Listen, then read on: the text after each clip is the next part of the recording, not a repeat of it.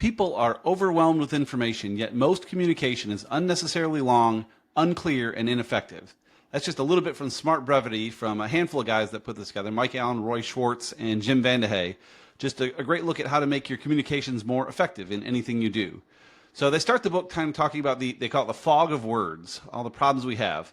He says most of us are terrible multitaskers, which I've talked about a good bit. Not only terrible multitaskers, we can't really even multitask. We're having to jump from one thing to another. We can't really do two things at once for the most part. But most of us are terrible multitaskers, and we struggle to refocus our attention once it is yanked away. It takes most people more than 20 minutes to snap back into focus after a distraction. And this is something I've known for a while, and I've tried to pay attention to with our team, particularly like our developer. I know, mostly because I've been a developer myself, I know when you kind of get your brain thinking about what this is and what the subroutine is and the variables kind of get on your head, you get disrupted, then poof, it all disappears, and it takes a while to kind of get back to that place you were. It's tough to do, but this is true for most professions, most things you do. And it's tough. And so they also talk about, with all this bad communication, how do you get anyone to pay attention to anything that matters in this mess? They say, our answer, adapt to how people consume content, not how you wish they did or how they did once upon a time, but how they actually do now. And this is, again, something I've struggled with, where I wish people would consume content and do things a certain way, or I know they used to do things a certain way. That's not how it is today. You got to kind of get over it. And like they say, adapt to how people consume content. And this book's talked a lot about how we can adapt our ways of producing content to the ways they want to consume it. So they get into it. What is Smart Brevity? So in short, it is short but not shallow. So they have a sign on their wall at their studio called Axios that says, very simply, it says, brevity is confidence, length is fear. And I love that, because it being short kind of takes some courage to be that short. You want to kind of say, well, there's my point, but let me add more facts and figures and add more anecdotes and get more to it. And at times that's okay, but generally speaking, brevity is better and length is not. Something I really strive to do quite a bit. You've probably heard on these podcasts. These are all relatively short compared to the length of a book. It's a tough balance between getting enough data in there and, being too brief, but I hope I balanced that well. And this book talks more about how to do it even better, and it's shaped how I do things, and maybe it will shape how you do things as well. So they get into what is smart brevity exactly? What are we talking about here? Short, not shallow, but they have the core four, the tease, lead, why it matters, and a length for depth. So you start with a muscular tease. They say whether in a tweet, headline, or email subject line, you need 6 or fewer strong words to yank someone's attention away from Tinder or TikTok. So 6 or fewer is a very short tease, and it's tough to do, but that's why they call it muscular. It takes some work. Then you have one strong first sentence, or a lead. They say from the book, quote, your opening sentence should be the most memorable. Tell me something I don't know, would want to know, or should know. Make the sentence as direct, short, and sharp as possible. Next is some context, or why it matters. They say, we're all faking it. Mike and I learned this speaking to Fortune 500 CEOs. We all know a lot about a little. We're too ashamed or afraid to ask, but we almost always need you to explain why your new fact, idea, or thought matters. So get in there. Why does it matter? And then give them the choice to learn more. Don't force them to learn more, but give them a choice to go more and learn deeper, go deeper. They say, quote, don't force someone to read or hear more than they want. Make it their decision. If they decide yes, what follows should truly be worth their time. So that's kind of the core of what we're talking about here, is that muscular tease, that strong first sentence, the why it matters, and then the go deeper. So next, they kind of talk about the road to smart brevity, how they got there. I'm not getting into that too much. It's kind of, the beauty of the book kind of walks you through that, but they talk through their style. The next thing, chapter 4, they get into audience first. The audience is what matters most. And shared a quick story from while they were visiting a pastor once, and I thought this was a great little story here. He said, quote, Jim sat stewing in the pew of Christ the King Church in Alexandria, Virginia, while David Glade, the pastor, talked about the difficulties of being good. He told a story about how his kids wondered, with all the chaos and challenge of life, how a person can choose to do the right thing always. Pastor Glade wanted to shrink this big existential question into something more digestible. He offered to his kids 9 words of wisdom that guided us through our departure and shaped how we live our lives today. They said, quote, all you can do is the next right thing. All you can do is the next right thing. So whatever's happened, do the next right thing. At the end of this chapter, they give us some tips and tricks. And from here on out in the rest of the book, they give a lot of tips and tricks. I'm not going to read all of them for every chapter, but it's kind of nice just to see, in this case with the audience first, what does that look like in terms of tips and tricks? What can you do to make the audience first? And so his 5 tips for that one are, first, focus on one person you are targeting. Exactly one. Think about that one person you want to target. And this is something we do quite a bit. We'll kind of make even a fake avatar of what does Jenny look like, this audience for this business. Let's think about what that is. Think about that one person you want to target. Then plot out the one thing you want them to remember, and then write like a human for humans, write it all down, and then stop. Don't go too far. So think about that one person, the one thing you want to remember, get it on paper, and Don't go too far. That's really how you can do a lot there. Then he gets more into part 2 of the book here, how to actually do it, how to actually do smart brevity. So digging into that, there was a good quote from the book here, a few good quotes I really like from this chapter. This one first said, quote, Mike thought he knew all the secrets of public speaking, but as he waited to go on stage after the executive from BJ's, heard him start and end his speech with these 3 words, or these few words. If there's only one thing you remember from this talk, that's what the guy said, and they kind of led into his point. That's a great way to signal unmistakably what matters most and what you want people to take away. And then also in this chapter about being worthy, they say, quote, delete, delete, delete. What words, sentences, or paragraphs can you eliminate before sending? Every word or sentence you can shave saves the other person time. Less is more, and a gift. And so from this chapter about being worthy, they offer some tips and tricks. One is to list the points you must make, just what are the things you have to make. Whittle your list of important points down to 1 or 2 if possible, and then delete, delete, delete. Kind of keep it tight. Next, they talk about grab me, about teaching compelling tease headlines that pull people in. The tips and tricks here are, once you start by stopping, again, don't go too far. And once you kick those bad habits, stop those bad habits, start new healthy ones, and read it aloud. And so he kind of gives the chapter gets more into exactly how to grab headlines, but I think the best one I heard was reading it aloud. I've done that a lot with the writing I do. Writing it sounds great. When I read it aloud, it sounds different. I've noticed that too when I'm listening to books as I read them. I do a lot of that now. I'll actually listen to the book, the audio version, while I'm reading the print version. And it kind of changes things. Just hearing it aloud, I hear sentences differently. I maybe will glaze over a word that will stand out to me. And doing that yourself can help. If you've written something, read it aloud and see actually how it sounds. And you may want to tweak things from there. The next chapter is called One Big Thing. And again, we've kind of hit on this already. But the main quote I pulled from this chapter, he said, quote, the first sentence is your one and likely only chance to tell someone what they need to know and convince them not to move on. You have one shot at this. People have a lot to read, whether this is a newspaper article back in the day or a social media post or an email, whatever. People are going to maybe look, if you're lucky, they'll look at that first sentence and you got to get them or not, and they're going to move on. So some tips and tricks about the one big thing. You can boil down your most important point. He says, skip the anecdotes. There's a place for that later, but not initially when you're trying to hook them in. Stick to the 1-sentence limit. Don't repeat the tease verbatim. If you're going to say a headline and then a tease, have them a little bit different. And ask yourself, if this is the only thing the person sees or hears, is it exactly what you want to stick? Is this the one thing you say, gosh, they took that away, that's great, but I wish they would have learned this one other thing. Then that should be your main thing. What is the one thing you really want them to take away? Start with that, boil it down, and be clear as you can. So why does this matter? You want to tell your audience why things matter. You emphasize the necessity of explaining why the reader should care. You want context over fluff. Why it matters is the most common and effective axiom. Understanding just why this matters and kind of building your content around why it matters is awesome. After why it matters, you can explain in 1 sentence or maybe 2 why the information in your first sentence is important. So you say, here's why it matters, and then give just a little bit more detail about why. The sentence or sentences should be direct and declarative. And then read all 3 parts together. Your headline, your first sentence lead, and your axiom. They all should go together and form pretty quick to people to understand why this matters, why they should keep going. And then lastly, go deeper. You certainly want options for people to go deeper. I mentioned before, a link can be great, but give them reasons to go deeper, help them understand why they should go deeper. And if they don't want to go deeper, that's okay. You're not forcing them to. They'll still get the gist of your idea early on, and hopefully people then be compelled to say, all right, now I want to learn more. Let's give them reasons to go deeper. They talk about using the right words. Advise using clear, strong, and action-oriented language, and avoid jargon and filler. Jargon can be a dangerous thing. If you're talking directly to someone in your audience, maybe some industry jargon is okay, but generally I would avoid that. The tips and tricks related to using the right words. Shorter is always better. You should deploy strong words and purge weak words.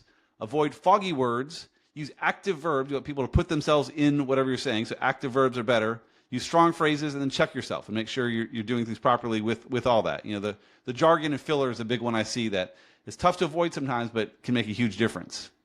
He gets a little bit into using emojis too. I'm not going to talk too much there, but he thinks emojis have a place. They can help convey tone or signal context quickly in digital formats. There's ways to use emojis. You can read the book and see more there. He didn't get into too much though. And then they talk about smart brevity in action. He gets into a lot of very specific ways to do it. So he starts by something they call Mike's Playbook, how they handle that. And so his tips and tricks are: you are the chef. You're putting this together. Brevity is confidence. We mentioned that earlier. Being selfless is selfishly beneficial, and at times you can gamify it, make your context gamified where people want to learn more that way. And then we'll get into very specific use cases for where you can use the brevity. There's a lot of use cases here, each with a lot of tips and tricks, so I'm not going to go through all of them. I'll hit all the use cases, but not necessarily every tip and trick inside of there, because we could be a very long show if I do that. But first is the art of the newsletter.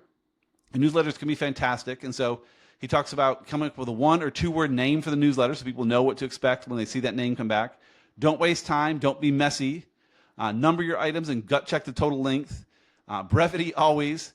And simple graphs or pictures that make your point alone are pure gold. So sometimes you can use a graph or a picture that make your point without you having to do much else. You shouldn't have to write a whole bunch of words if you have the right graph, the right picture in there.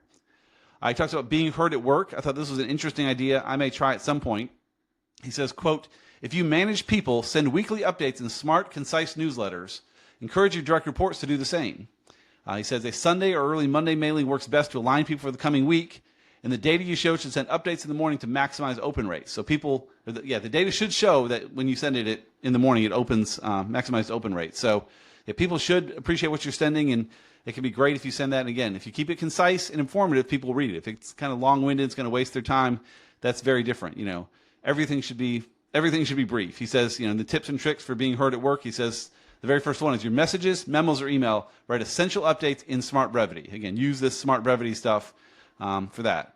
He also mentioned the other tip and trick here is your presentations. He says, PowerPoints are a hotbed for graffiti and eye torture. People smother their ideas or proposals with crappy art and word diarrhea, then hit repeat for a dozen or more slides. I like the idea of a few things when it comes to PowerPoints is, one, you should only put on the slide what people should be writing down. So you should have very few words. If people want to write down a few key bullet points or a few headlines, that's cool. And you shouldn't be reading the slides. If the slides have your transcription of what you're saying, that's kind of a problem, and people do that far too often. So I even like others like Seth Godin and some folks that his slides have no words. They're just a picture to remind him of a story. I think his approach is like a 60 slide deck, all of these pictures, and when he's going to speak somewhere, he kind of goes through and hides certain ones and shows ones and kind of distills it down like the 10 stories he wants to tell. And when it comes up, that picture of a butterfly, he's going to tell the story about how that applies to marketing or wherever he goes with that, with no words at all. I'm not saying you should avoid all words in your PowerPoints, but you should aim for 0 words more than 100 for sure. Fewer is always better. Next, in chapter 15 here, they talk about smart brevitying your email. And I don't have a whole lot of specifics in here other than the tips and tricks. Again, I think a lot of this you can kind of get the gist of. I'm not going to spend too much time here digging in because it's pretty clear from the others. But one that I've seen before, the very first tip and trick here, it says, bad emails start with lame subject lines. You want it short, direct, and urgent. Bad subject lines can be bad. I've seen 2 examples of this recently. Well, in general, I had one bad subject lines when it comes to calendar events. I noticed a lot where I'll talk to someone and say, yeah, let's chat next week, and they'll send me a calendar invite, and the invite will say chat with Mickey. I'm like, well, that's helpful for his calendar, but not helpful for mine. And so I try to be careful when I'm sending a calendar invite to say things like, Brian/Mickey chat, or Brian Mickey chat about X, or something where it's useful to both of our calendars, not just my chat with Brian, and then when he gets it, he has an event on his calendar called Chat with Brian, which is not super helpful. I've also seen people that just simply don't have subject lines in emails. They just shoot off the body of it. I think if anything, you should have a subject line and not a body if you need to do a quick thing that way. Ideally, a bit of both, but it should be helpful to see from the subject line what's going on. He also recommends with emails, give the recipients the why it matters context. Again, make it clear why it matters. Give them bullet points for skimming to see what's going on. Bold any words or figures or names you want to stand out. It's the perfect eye trap for those skimmers. I try to be good about that. If I'm mentioning someone or something important, I'll bold that so if people are breezing through the email, they can see that. And then, as you mentioned before, intuitive visuals can help amplify or bring life to an important point. I try to keep emails shorter than those that need visuals in the email. That's not always the best place for it, but in certain cases, I can see that help. On to the next chapter, he talks about using smart brevity with your meetings. Again, very similar kind of things, but always about why it matters. One that I love is to set a time limit. I think most of us have that. It's interesting, though. I think many of us are good about stopping at the time limit, but always going up to it, feeling like, well, we have 20 more minutes. Let's use 20 more minutes. And I think you're welcome to not use the rest of the meeting if you don't need it. He says, open the meeting with your headline and why it matters. State unambiguously what specific decisions need to be made, and make sure the meeting, here's what we want to accomplish, so you'll know if you're reaching the goal of the meeting versus just discussing something and letting it kind of float away. Be inclusive, and then he said when 2 minutes are left, if you get there, bring the discussion to an end. Make sure you have time to wrap up properly, assign priorities, and get out the door. He talks about smart brevity in your speeches. I think it's a lot of what we've already talked about. Distill and sharpen your most important one-pointer lesson. Hit them over the head with your point. This is something I tend to be bad about when it comes to speeches. I'll give them my 1 point and say, all right, you've got it. You've got my 1 point, but there's a degree of you should say it a few times to make sure it's there, along with the why it matters. If you're giving a good speech, you should then unfurl maybe a couple stats or stories to back up that big thought and bring it to life. You can also, as we shared in the example earlier, say at the end, remember, if there's one thing to take away, help them take it away. Say, here's the one thing I want to make sure you remember, so people are clear on that at the very end. And always say thank you. He says, always end everything on a gracious, grateful note. It makes people want to cheer for you. And so that was smart brevity in your speeches. Then he gets into smart brevity in your presentations, which we talked about a little bit earlier. But again, he says, write down the precise outcome you want, simplify every slide, pictures tell a vivid story, and keep it short, stupid. I love that.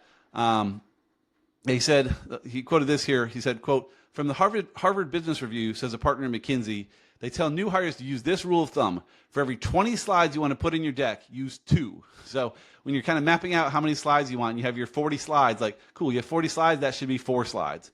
Again, you can talk more about them. You're there to talk and present to people, not just show them a bunch of slides. So if you can cut that down, it's always a good thing. He then gets into smart brevity for your social media. Same kind of things, just a few tips and tricks for this. Know your audience, be image conscious, image in terms of images, and then bust out your smart brevity writing and emoji moves. So your writing tips from before and even some of the emoji stuff can make a difference with social. More smart brevity for visuals. He says, grab people with visuals and words that you choose. Be direct. Create a hierarchy to guide your intended audience. Make sure they can follow through it. Be respectful of your audience. Abstraction, clutter, and confusion are the enemy. Again, keeping it simple, even when it comes to design and visuals, is always a good thing. Then he kind of gets a little higher level here, how to run a company on smart brevity. He has Jim's tips and tricks for CEOs and leaders. The mission matters a lot. Tell the story. Don't be a fraud. Make sure you do what you do. Don't quit. Be humble and encourage copycats. The best leaders raise up other leaders that ultimately may leave, and that's kind of okay. We look at football coaches, we see that a lot, where the best football coaches that kind of show the coaching tree. Like Nick Saban was one of the greatest coaches ever, and here's all the people that worked under him and how great they're doing now. He encouraged copycats and wanted people to become great. The idea is you can either have your staff become great and maybe leave, or have them not be great and not train them up, and that seems like even worse. You have a bunch of people that aren't worth having around. I'd rather risk people leaving and hope they don't, but make them good enough where they could versus keeping people unnecessarily down is problematic. Next, he gets into communicating inclusively. He says, quote, complexity confuses, abstraction alienates, length loses. You can unite people around a common understanding of an important idea or update by writing in short, direct sentences and by losing the clever insider-isms or fancy clauses. Again, short, direct sentences. And the tips and tricks here are basically that. The 3 tips are write in plain, clear language, use bullet points, and keep it simple and short. And then he kind of gives a cheat sheet to kind of make sure you understand the core guidelines as you're using this wherever you go. Because again, he gave a lot of specific examples. This is still the idea of using the smart brevity idea in all these areas, whether it's a presentation or a speech or with your company or an email or whatever you're doing. And so the 4 E's here are authority, brevity, humanity, and clarity. So the guiding principles. So authority, be the expert or find an expert. You're not always going to be the expert, and that's okay. Don't fake it. Find an expert. Brevity, stay short, not shallow. Humanity, write like you speak. This is something that's helped me a lot. I used to try to write differently. Now I've found if I write like I speak, it works out well for me. It can be drag on a little bit sometimes. Sometimes you need to tighten things up, but the basic idea is good. And then the 4th one is clarity. You should style your text for impact. So he encourages you then to take smart brevities for a spin. I'll wrap up this show with what they call in the book, Our Final Thought, and I think it's going to be a great one for my final thought as well. He says, our final thought, we hope these tools and tricks in this book will allow you to break through the noise, communicate with renewed confidence, and be heard again.